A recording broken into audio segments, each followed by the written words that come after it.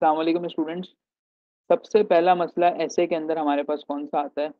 ऐसे के अंदर सबसे पहला जो मसला है वो ये आता है हमारे पास, हमें टॉपिक की समझ नहीं आ रही होती है। ठीक है, कि जो हमारा टॉपिक है ऐसे का, उसको हमने कॉम्प्रीहेंड कैसे करना है। ठीक है, अब पहले ही देखते हैं किस टाइप के ऐसे हमारे पास मौजूद होते हैं। नंबर वन, अगर मैं आपको एक सिंपल ऐसे कहता हूँ जी, करप्शन, सिंपल सा टॉपिक है, इश्यूज एंड सॉल्यूशंस। ठीक है, इसी तरीके से एक हम दूसरा टॉपिक उठाते हैं, एनर्जी क्राइसिस। ठीक है, इम्पैक्ट एंड रेमेडीज। अब यहाँ पे आप गौर से देखिएगा कि इन दोनों एसेस के अंदर एग्जामिनर ने डायमेंशन आपको दे दी है। यहाँ देखो, ये क्या लिखा हुआ है, इश्यूज सोल्यूशन, यानी इश्यूज पर भी बात करनी है, साथ में सॉल्यूशंस पर भी बात करनी है। विच मीन्स कि यू हैव द डायरेक्शन कि जी मैं इसमें करप्शन को लेकर चलना है मुझे, और क्या क्या डिस्कस करना है, पहले उसके इश्यूज और उसके बाद उसके सॉल्यूशंस।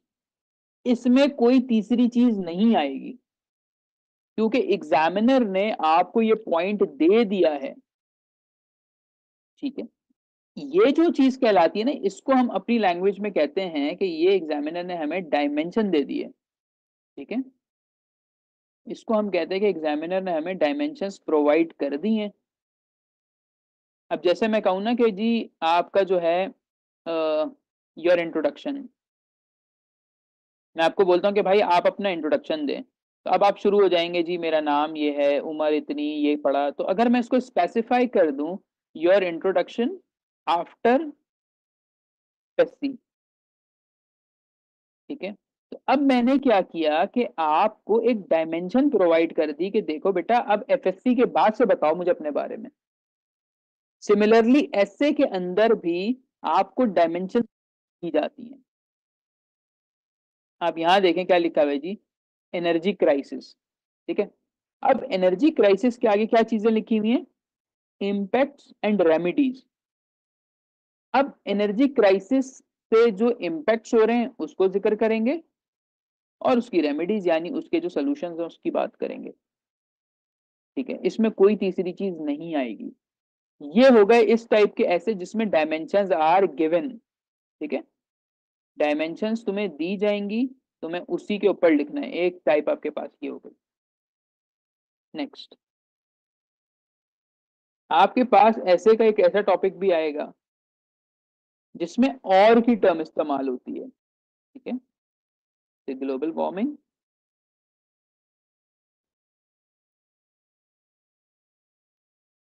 मिथ और आ रियलिटी। ये भी बड़ा मशहूर टॉपिक है। अब इसमें देखें, आपने दोनों साइड्स को टच करना है।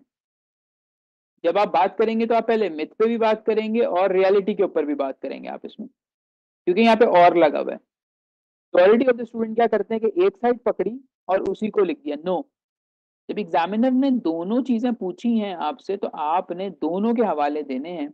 बट जिस बात को तुम प्रूफ करोगे वो 90% होगी, और जिस बात को तुम निगेट करोगे उसको सिर्फ 10% रखना है यहाँ पे। ठीक है, एक तो ये आपका पार्ट हो जाएगा ग्लोबल वार्मिंग से रिलेटेड।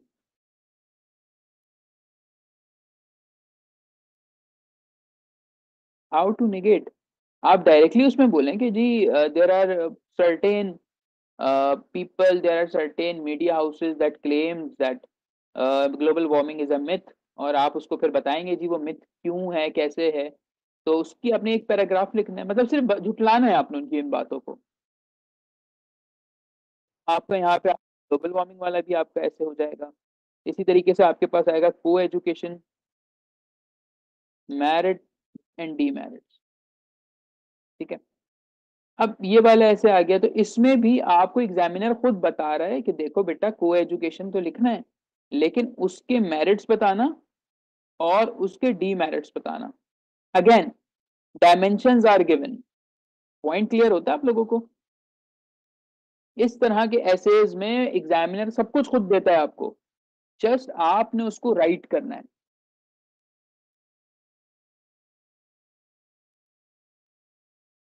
अब इसके बाद जो हम एसेस की तरफ जाएंगे उसमें हम देखते हैं जो ओपन एंडेड एसेस होते हैं। ओपन एंडेड ऐसे जैसे ये आ सकता है लाइफ विदाउट टेक्नोलॉजी। अब मुझे ऐसा लगता है कि ये ऐसे आ सकता है 2024 या 25 के टाइम में। बस उन्होंने ये लिख के दे दिया लाइफ विदाउट टेक्नोलॉजी। बेटा इसकी कोई डायमेंशन नहीं है, it is a dimension less ऐसे। यहां तुमने खुद से चूज करना है कि मैंने क्या लिखना है। लाइफ विदाउट टेक्नोलॉजी, ओके, हम बता सकते हैं कि जी इसके इम्पैक्ट क्या हो सकते हैं, और ये भी बता सकते हैं कि आजकल जो है टेक्नोलॉजी पे हम कितने ज्यादा डिपेंडेंट हैं। मतलब एक डायमेंशन मैंने खुद ली है, ठीक है। इसी तरीके से एक ऐसा आएगा आपके पास आगे जाके नेशनल इंटीग्रेशन। ये पाक अफेयर में एक टॉपिक भी है आपका। बस ये लिख के दे दिया एग्जामिनर ने। अब ये ओपन एंडेड टॉपिक है, ना इधर कुछ है ना इधर कुछ है। इन टॉपिक्स में आप खुद अजम्पशन करते हो अपनी। पॉइंट क्लियर हो रहा है?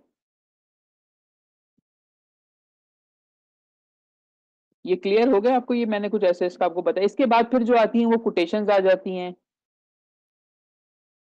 ठीक है। उसके बाद कोई जनरल स्टेटमेंट्स आ जाएंगी आपके पास। अच्छा, जरा देखते हैं कि मैंने आपको कहा था कि आज की क्लास में 2024 वालों के लिए 2001 में जो एसेज आए थे उसको जरा हम डीकंस्ट्रक्ट करने की कोशिश करते हैं। मैंने पहले भी आपको बताया था ट्रेंड के बारे में। ट्रेंड इसका यही रहेगा, ठीक है। ट्रेंड इसका यही रहेगा क्योंकि बेटा पहले ऐसे ही एसेज आते थे 1971 से लेकर 2015 तक, ठीक है। फिर 2016 से 20 तक में जो ट्रेंड चेंज हुआ था एस्पिरेंट समझा कि ये असली ट्रेंड था, हालांकि ये असली ट्रेंड नहीं था। एक्चुअल ट्रेंड ये है। अगर आपको ग्रिप इस पे है ना, इन एसेज पे, तो आप कोई भी टॉपिक निकाल लोगे आराम से। लेकिन अफसोस कि हमने जो है वो यहाँ तक हम रह गए, और इन्हीं के ज्यादा जो CSPs हैं वही मार्केट के अंदर ज्यादा मौजूद हैं। तो उन लोगों ने जो है वो थोड़ा सा एक नैरो माइंडसेट बना दिया है कि जी नहीं, करंट अफेयर्स वाले टॉपिक करने हैं या सोशल प्रॉब्लम्स आपने करनी है। क्योंकि जाहिर है जब वो 4 साल तक आपको उसने लिटरेरी एब्स्ट्रैक्ट एक्सपोजिटरी या कोटेशन बेस ऐसे नहीं दिए थे, तो लोगों का जहन बन गया कि जी ऐसे तो इतना आसानी आता होगा। हालांकि अब जैसे वो दोबारा से पुराने पैटर्न की तरफ गया, अब लोगों को मसले मसाइल शुरू हो गए। किताब पढ़नी पड़ेगी, पर्सनालिटीज पढ़नी पड़ेंगी हमें, ये इश्यूज वो इश्यूज, ठीक है। सो कमिंग बैक, अब का जो ट्रेंड है पेपर का उसमें हदीस भी आती है, उसमें कुरान की आयत भी आती है, उसमें वो जनरल इंस्टाग्राम पे जो मीम्स वगैरह होती हैं वो उससे भी चीजें देता है एग्जामिनर। अब का एग्जामिनर जो है वो खुद सोशल मीडिया इस्तेमाल करने वाला बंदा है। तो आए जरा देखें 2001 में पहला जो हमारे पास ऐसे आया था वो क्या था। टर्न नॉट टाई, जब टाई आता है ना आपके पास तो इसका मतलब होता है योर, ठीक है। In the scorn towards folk nor walk with bitterness in the land, Al Quran. आपको पता है ये इसका तर्जुमा क्या है?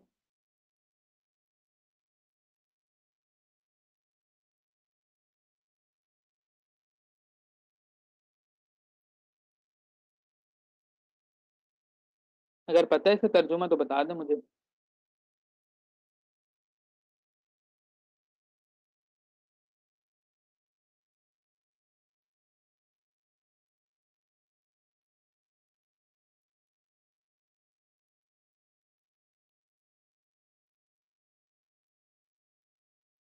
नहीं पता। कुरान की एक आयत है, उसमें कहा जाता है कि जमीन पर अकड़ कर मत चलो, ठीक है, लोगों के साथ हम्बल रहो। ठीक है, सूरह लुकमान है ये, उसकी आयत है और उन्होंने वो पेपर में दे दी, ठीक है। तो ये 2001 में इस तरह की चीजें आती थी पेपर में। नॉर वॉक विद, मतलब वो कहते हैं ना कि अल्लाह की जमीन पर तुम किसी से मुंह मोड़ के ना चलो, अपने आप को जो आजीन किसारी से चलो, ये इसका क्रक्स है। अब इसके ऊपर ऐसे लिखना है। अगर ये कुरान की आयत आ जाती है तो आप इतने काबिल हो कि आपको इसका मतलब भी पता हो और आप इसको तोड़ भी सको, ठीक है। तोड़ना इन सेंस कि ऐसे के अंदर डीकंस्ट्रक्ट करना। अच्छा, अगर हम बात करते हैं 2023 स्पेशल की के जो मैं देकर आया था, उसके अंदर भी एक आई हुई थी, सो श्योरली विद हार्डशिप्स कमीज। अब मैंने इसको अटेम्प्ट किया, ये भी कुरान की आयत है। फिर 2023 में अगर आप पीछे चलें तो एक आया हुआ था आपके पास, या 2021 में आया था, if you are near the stream, वो वाटर वाला जो आया था, जो वो हदीस है ना, कि अगर तुम दरिया के किनारे भी हो तो पानी का जो है ना एहतियात से इस्तेमाल करो। तो हदीस आ गई। तो अब आप देखें कि आयत भी आ रही है आपके पास, हदीस भी आ रही है। सो इसके लिए आपकी नॉलेज बहुत जरूरी है आपको। इट्स जस्ट नॉट लाइक कि हमने सीएसएस के 11 सब्जेक्ट पढ़ लिए हैं तो जी हमारे, ये जो नॉलेज होती है थोड़ी सी फिलोसफिकल नॉलेज होती है। चीजों को कनेक्ट करना आना चाहिए, आपने किताबें पढ़ी हों, आपको प्लेटो, एरिस्टोटल, आपको मुस्लिम जो फिलोसफर्स जितने उनका पता होना चाहिए। तो ये एक ऐसी चीज है जो कि with the passage of time आएगी, इसमें टाइम आपका लगेगा। तो ये तो पहला ऐसे हो गया। आई एम श्योर कि इसको ना कोई करवाएगा। और इवन मैं खुद ये बता रहा हूँ कि इस तरह के एसेस के लिए आपको पहले रिसर्च करनी पड़ती है। आपको इसकी 8-10 डायमेंशन बना के पहले खुद पॉइंट्स नोट डाउन करेंगे, फिर आप पढ़ाएंगे किसी को। ठीक है, एक तो ये हो गया। सेकंड चलने तो सेकंड आपके पास आ गया, economic prosperity of a nation is directly proportional to the level of literacy in it. अब यहां पे आप खुश हो गए कि सर लिटरेसी लिखा हुआ है, और दूसरा आगे इकोनॉमिक प्रोस्पेरिटी। लेकिन जब आप इसको लिखेंगे तो ये कनेक्शन में चलेगा, किसके? एजुकेशन और इकोनॉमी के। तो क्या आप इसको डीकंस्ट्रक्ट कर पा रहे हैं कि एग्जामिनर आपसे क्या पूछ रहा है?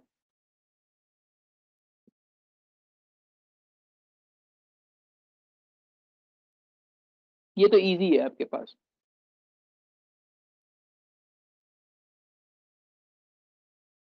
अच्छा,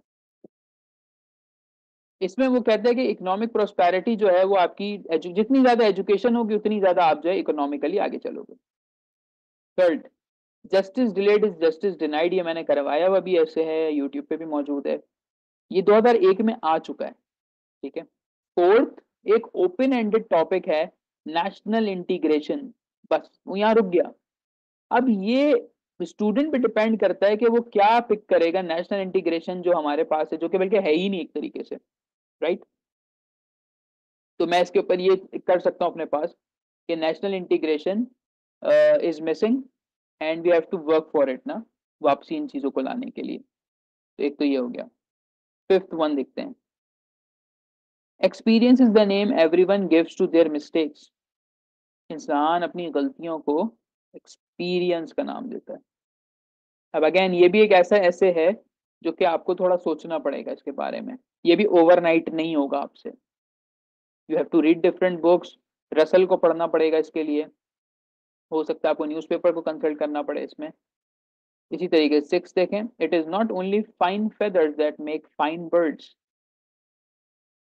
फाइन फेदर्स और फाइन बर्ड्स ये जो है आपके पास कनेक्ट होंगे टूल्स के साथ। ठीक है।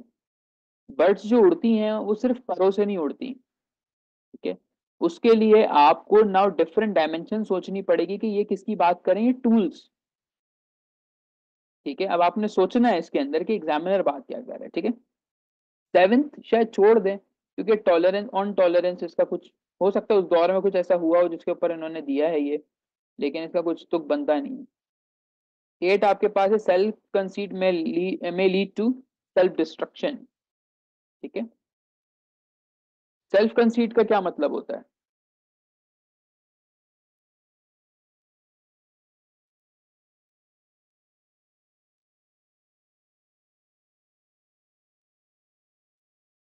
जी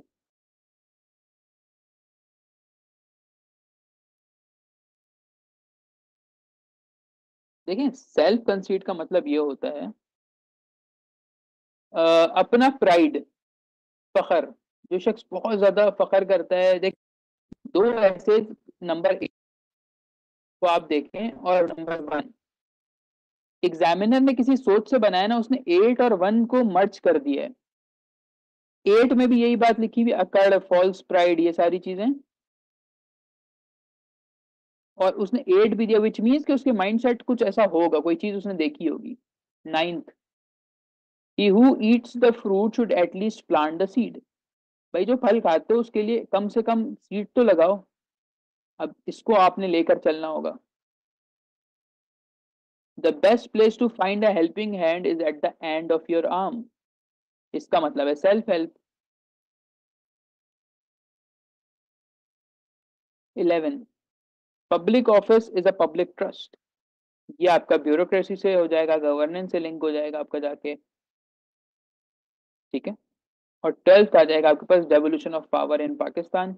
ये आ जाएगा आपके 18वीं तरमीम के ऊपर। ये आपके पास आ जाएगा कॉन्स्टिट्यूशन के ऊपर। तो पहले आते थे 12 एसेज, अब 12 में से आपने कोई एक करना था, लेकिन अब इन्होंने करके कर दिया कितना, 10। 10 में से अब आपको एक करना होता है। सो आप देखें 2001 मैंने जानबूझ के इसलिए चुना था कि आपको सारे फ्लेवर्स इसमें मिल जाएं, ठीक है। आपको इसके अंदर सारे फ्लेवर्स मिल रहे हैं बेटा, कि इसमें कुरान की आयत भी है, इसमें थोड़ा सा इकोनॉमी से रिलेटेड भी है, इसके अंदर जो है वो एब्स्ट्रैक्ट टॉपिक्स भी हैं, इसमें सब कुछ है। सही। तो अब हमारा जो पहला लेक्चर होता है ऐसे का, उसमें हम सिर्फ ये सीखते हैं कि एग्जामिनर हमें क्या कह रहा है टॉपिक में, ठीक है। जैसे मैंने आपको तरीका बता दिया कि भाई किसी में डायमेंशन दी हुई होंगी, किसी में डायमेंशन नहीं दी हुई होती।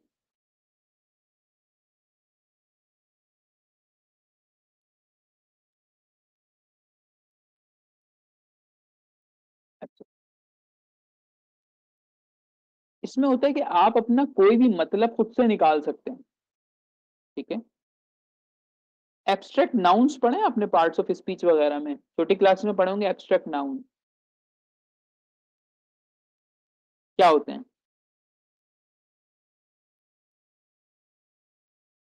ऐसी चीजें जो कि एग्जिस्ट करती हैं ओनली इन आइडियाज, ठीक है, वो आपके पास कहलाती हैं एब्स्ट्रैक्ट।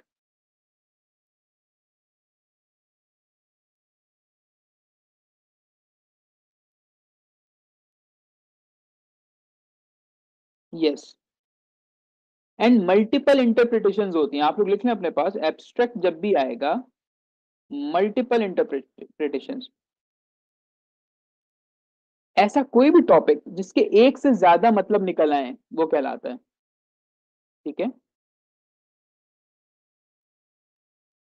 ठीक है, इसी तरीके से आपके पास एक जुमला है जी, पिग्स आर फ्लाइंग।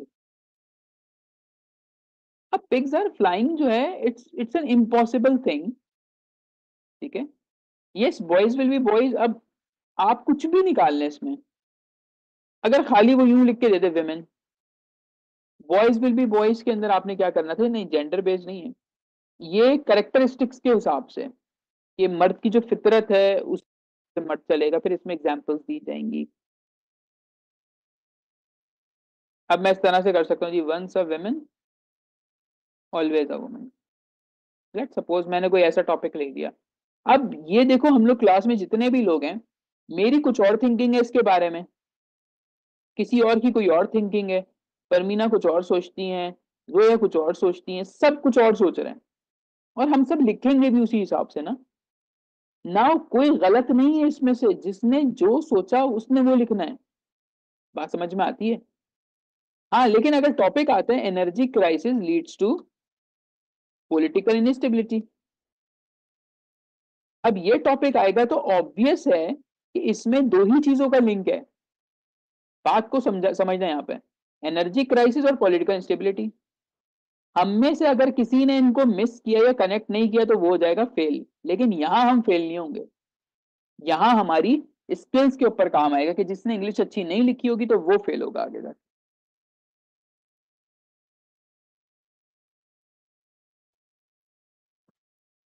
हो रहा है कुछ पॉइंट वगैरह क्लियर हो रहे हैं आप लोगों को।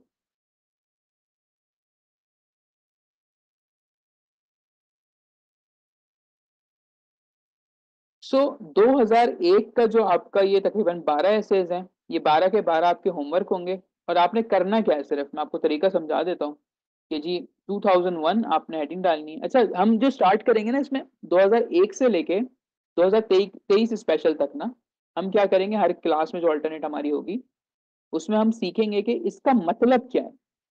पहले सिर्फ मतलब सीखेंगे हम।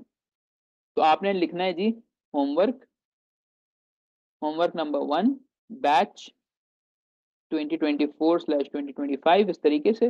और आपने पहले ऐसे का टॉपिक लिखना है, प्रॉपर ना पूरा, लेट सपोज के जी आपने टॉपिक उठाया justice delayed is justice denied ना, तो आपने टॉपिक लिखा, उसके बाद आप लिखेंगे डीकंस्ट्रक्शन। डीकंस्ट्रक्शन तुम इंग्लिश में भी कर सकते हो, उर्दू में भी कर सकते हो, ठीक है। इसमें तुम लिखोगे क्या, इसमें तुम ये लिखोगे कि इस चीज से मुझे क्या समझ में आ रहा है, मतलब इस टॉपिक को जब मेरे पास आएगा तो इसमें मुझे क्या लिखना है। तो आपके पास 12 टॉपिक्स हैं, मैं आपको 12 टॉपिक्स दे रहा हूं, इन 12 टॉपिक्स की हर एक इंडिविजुअल ने मुझे सॉल्व करके भेजना है कि मुझे सर इस ऐसे से ये समझ आ रहा है, अगर पेपर में मेरे पास ये टॉपिक आएगा तो मैंने इसको ऐसे अप्रोच करना है। जब मैं आपको चेक करके रिटर्न करूंगा मैं आपको बता दूंगा कि सही है कौन से नहीं है। ये हमारी फर्स्ट एक्सरसाइज होती है। समझ तो आए करना क्या है, कुछ किसी को पता ही नहीं है। अब यहाँ पे ये वाला टॉपिक है लेट्स सपोज 6 पे, it is not only fine feathers that make fine birds. आपने टॉपिक लिया, आपने सोचा यार ये तो पता नहीं परिंदों और कुछ परों की बात कर रहा है, आप जी नेचर और परिंदों पे आप पूरा ऐसे लिख कर आ गए। चाहिए experience is the name every one gives to their mistakes. आपने बोला यार ये गलतियों की बात, इसमें आपने जनरल बातें शुरू कर दी, एक इंसान होता है ऐसे करता है वैसे कर, नो, इसमें फिर आप एग्जाम्पल्स लगाएंगे, जितने भी बड़ी बड़ी हस्तियां गुजरी हैं जिनसे गलतियां हुई हैं आप उनकी एग्जाम्पल्स देंगे यहाँ पे, ठीक है। इसी तरह से आपको ये पता होना चाहिए कि सर्टेन कुरान की आयतें ऐसी हैं जो कि वो दे सकता है आपको, कुछ ऐसी हदीस हैं जो कि बिल्कुल आ सकती हैं आपके पास।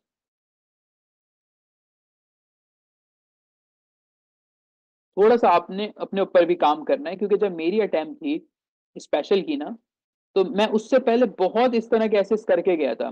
मैंने एक पेड ग्रुप में शेयर भी किया है, हैंडसम इज द वन,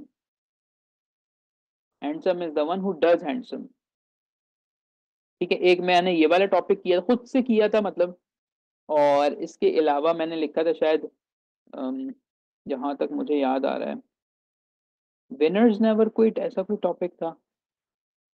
मतलब कि जाने से पहले आई वॉज वेल प्रिपेयर्ड कि मैंने इतने सारे एसेस को और इन डायमेंशंस को किया था कवर। मुझे पता था कि बेटा अगर पेपर में आता ना tourism in Pakistan challenges issue, मैं इस टॉपिक को नहीं करता, सही है। बाकी जो बच्चे होते हैं जिनकी नॉलेज कम होती है वो सबसे पहले इस टॉपिक को करेंगे, और मेरा पहले से जहन था कि मुझे ये टॉपिक करना ही नहीं है, राइट। मुझे टॉपिक नहीं उठाना क्योंकि इसमें कुछ एक्स्ट्रा करने को नहीं है मेरे पास। जैसे एग्जामिनर कह रहा है मैं वैसे ही करूंगा, फिर मुझे अपने साथ 9,000 बच्चे जो हैं वो भी यही टॉपिक लिखेंगे, तो मुझे compete करना है सबसे। But what my strengths are कि मैं जो है वो कोशिश करता हूँ कि ऐसे टॉपिक्स की तरफ जाया जाए जो कि डिफरेंट हो, मतलब मुझे समझ में आ जाए वो, और फिर मैं एग्जामिनर को समझा सकूं वो बात, ठीक है। कुछ होते हैं आपके बिल्कुल नैरो टॉपिक्स, ठीक है। अब कुछ टॉपिक्स में आपके पास बिल्कुल खेलने के लिए जो है वो पूरा के पूरा ग्राउंड मौजूद होता है। जैसे ह्यूमन डेवलपमेंट अगर कहीं पे लिखा हुआ आ गया, तो अब ह्यूमन डेवलपमेंट पूरी दुनिया है, कहीं से भी कुछ भी आप उठाएं ह्यूमन डेवलपमेंट में टॉक करें अपने ऐसे को पूरा 2000 वर्ड्स तक का आप बना लेंगे आराम से। सो हमारी सबसे बड़ी गलती ये है कि वी गो फॉर कंफर्ट्स, ठीक है। मैंने ऐसी क्लास में एक बार स्टूडेंट से पूछा था, आपसे पहले वाला जो बैच पढ़ा रहा था, तो मैंने उनसे पूछा था कि अगर मैं आपको 3 टॉपिक्स देता हूँ पेपर में ना, जैसे पहला मैं आपको दे देता हूँ करप्शन के ऊपर, एक टॉपिक मैं आपको दे देता हूँ जी जेंडर बेस पे, और तीसरा मैं दे देता हूँ जी frailty, thy name is women, ठीक है। इसी तरीके से चौथा मैं टॉपिक आपको कोई और उठा के दे देता हूँ, जैसे कि यहाँ पे मेरे पास टॉपिक है कि human development leads to backwardness, इस तरह का कुछ। तो ज्यादा चांसेस ये हैं, तो बच्चों ने कहा था कि सर हम जो है वो पहले दो को टच करना चाहेंगे, करप्शन और जेंडर बेस को। मतलब क्लास में, क्योंकि मैं एक अकेडमी में पढ़ा रहा था, तो उन्होंने बताया कि जी क्लास में बच्चा था हमारी जो ऐसे पढ़ता है, उसमें से ऑलमोस्ट कोई 20 से 25 ने क्लास में कहा कि सर हम जो है ना वो या तो करप्शन करते या जेंडर करते। 2-3 स्टूडेंट ने कहा कि सर हम इसको एज एन चैलेंज एक्सेप्ट करते हैं। तो अब आप ये देखो कि जब 30 में से 20 से 25 बच्चा जो है वो इस टाइप के लिए जाएगा, तो आप सोचे कि जब फाइनल ऐसे का एग्जाम आएगा तो उसमें ग्लोबलाइजेशन, ग्लोबल वार्मिंग, जो इस तरह के टॉपिक हैं, रिपीटेड करंट अफेयर्स, उसमें ज्यादा बच्चे होंगे। ठीक है, तो जब ज्यादा बच्चे एक ही ऐसे को अटेम्प्ट करते हैं तो उसमें फिर पास वो होता है जो कि बेस्ट ऑफ द बेस्ट हो। समझ में आ रही है बात? जो बेस्ट ऑफ द बेस्ट होगा एग्जामिनर उसको 40 देगा। लेकिन अगर इस तरह का टॉपिक होता है कि जी 8-10 बच्चों ने किया पूरे पाकिस्तान के अंदर, या एक दो ने सिर्फ उसको निगेट करके पास कर लिया, तो फिर उसका ऐसे अगर नॉर्मल भी होगा, मतलब कि ग्रामर ठीक है, आइडियाज ठीक है, तो एग्जामिनर उसको पास कर देता है, because you are educating your examiner. बात समझ में आती है? एक बंदा बैठ के सुबह से, लेट सपोज कि उसने 50 कॉपियां चेक करनी है सिर्फ एक दिन में, अब वो वही घिसा पिटा करप्शन की डेफिनेशन, वही जेंडर के मसले मसाइल, वही चल रहा है सुबह से। डोंट यू थिंक कि मैं बोर हो जाऊंगा पढ़ते पढ़ते? कंटेंट एक ही है, कोई कुछ नया प्रोवाइड ही नहीं कर रहा। हाँ, लेकिन वो इसमें किसको पास करेगा, ये बात है कि सर ऐसे भी तो लोग पास होते होंगे ना, जो कि करप्शन और जेंडर करें वो भी पास हो जाएं। तो बेटा बिल्कुल पास होते हैं, लेकिन उसके लिए तुम्हें नई डायमेंशन देनी होगी। तुम्हें बताना होगा कि इंडिया जैसे मुल्क में, इंडिया के अंदर जो उनकी भगवान है, जो उनकी गॉडेस हैं, वो फीमेल हैं। राइट, आप वहां पे नाम उनका यूज करेंगे, जी इनकी जो भगवान है वो फीमेल हैं, they worship women, but still वहां के रेप केसेस सबसे ज्यादा हैं। ये एक डायमेंशन है ना। ये जो डायमेंशन है वो कोई नहीं लिख रहा, ये वाली बात नहीं ऐड करेंगे बच्चे अपने ऐसे के अंदर। तो यही तो वो नई चीज है जो एग्जामिनर ढूंढ रहा है। पॉइंट क्लियर होता है? You need to have a good sound knowledge from different dimensions. तुम अपने आप को एक कुएं में बंद करके नहीं बैठ सकते कि भाई वही पॉलिटिकल लिखना है, वही सोशल, वही इकोनॉमिक, वही रिलीजन, खत्म हो गई बात। नो, अपने आप को थोड़ा सा होराइजन को ब्रॉड करें। आप फॉरेन जाके देखें कि कौन से ऐसे कंट्रीज हैं, जैसे कि रवांडा है, आप रवांडा की मिसाल दें। एग्जामिनर यही कहेगा कि यार ये देखो यहाँ से बैठे बैठे रवांडा का इसने पढ़ा हुआ है, विच मीन्स के नॉलेज है। इंडिया के रिलीजन्स को जरा देखें कि इंडिया में कितने भगवान हैं, कौन किसकी पूजा कर रहा है। इसी तरीके से जब ग्लोबल वार्मिंग हम करते हैं, ग्लोबल वार्मिंग में आप बताएं कि जी इंडियंस जो हैं वो तुलसी के जो पौधे हैं ना उसकी वर्शिप करते हैं। यस, आप बताएं कि जी पाकिस्तान के अंदर जी फीमेल का क्या किरदार है। हमारी जो जितनी भी अशरा मुबशरा और जितने भी जो प्रॉफिट की जो वाइफ थी सारी, सबका एक आला मुकाम है हमारे यहाँ। बट आज आप हालात देख लें। तो ग्लोबल वार्मिंग पे हम बात करें तो इंडियन सुबह उठ के अपने तुलसी के पौधे में पानी डालते हैं। मतलब उनके यहाँ ये एक धर्म, मतलब उनके जो एक सिलसिला है, एक रिलीजन है उनका ये। So why we are not incorporating these things in our essay? हम क्यों नहीं लिख रहे इसको? क्योंकि हमारा ज़हन ही नहीं है, हमने इतना सोचा ही नहीं है किसी भी टॉपिक के बारे में। सही है, हमने इंडियन मूवीज का जिक्र करना है, सिंपल जनरल। इंडियन मूवीज क्या दिखा रही हैं, हमारी लैंग्वेज कैसी हो गई, हमारे यहाँ की शादियां कैसी हो गई हैं। आप कोई भी टॉपिक करें, आप उसमें उठा लें कि जी मैरिज कल्चर कैसा हो गया हमारा, ये भंगड़ा नाच गाना और इस तरह के कपड़े, खाने का जिया, पैसे का दिखावा करना, ये सब क्या है, म्यूजिक वगैरह ये सब क्या है, ये हमारी तो कोई रसूमात नहीं थी। ये सब किधर से आया, ये इंडियन कल्चर है आपका। अब इंडियंस भी कहेंगे नहीं जी हमारा नहीं है, कहीं और से आया, वो अलग डिबेट है। तो थिंग इसके हम इवॉल्व हो गए, लेकिन हमें मिसालें देना नहीं आ रही। मतलब मैं तो अगर ऐसे लिखने बैठूं तो मैं कोई भी एक शादी को अज्यूम करूंगा और उसके बारे में लिखना शुरू कर दूंगा कि जी हमारी शादियों में ये गलत होता है। सही है, जी जी परमीन ऐसी है। भाई हम तो ये लिखेंगे ना कि जी हमारी शादियों में ये होता है, जिसका मतलब हमारे यहाँ जहालत ज्यादा है, और यहाँ से हम इसको कवर करेंगे। ठीक है, इसी तरीके से मैं ये देखता हूँ कि जी रोड सेंस नहीं है लोगों को, गाड़ी चला रहे होते हैं, रोड सेंस नहीं है, किसी के पास लाइसेंस नहीं है, कुछ मसला, अब मैं रोड सेंस को सोचूंगा, मैंने लिख दिया इसके अंदर। मैं जो मटेरियल लिख रहा हूँ वो किसी किताब में मौजूद नहीं है, ना वो कोई मेंटोर आपको सिखा रहा है। तो इस चीज को समझें कि ऐसे के अंदर जो इतने फेलियर्स हैं उसका रीजन यही है कि चलो स्ट्रक्चर तो आ गया बच्चे को, स्ट्रक्चर तो आपने सीख लिया, मुरीद हुसैन जासरा की किताब ले ली, यूट्यूब पे स्ट्रक्चर आ गया, ये कौन बताएगा? ये सारी चीजें ये कौन बताएगा? कोई नहीं बताएगा। ये डेवलप करना है, इट टेक्स टाइम। ठीक है, इसमें आपको टाइम लगेगा। तो आज के लिए हम इसको इतना ही रखेंगे।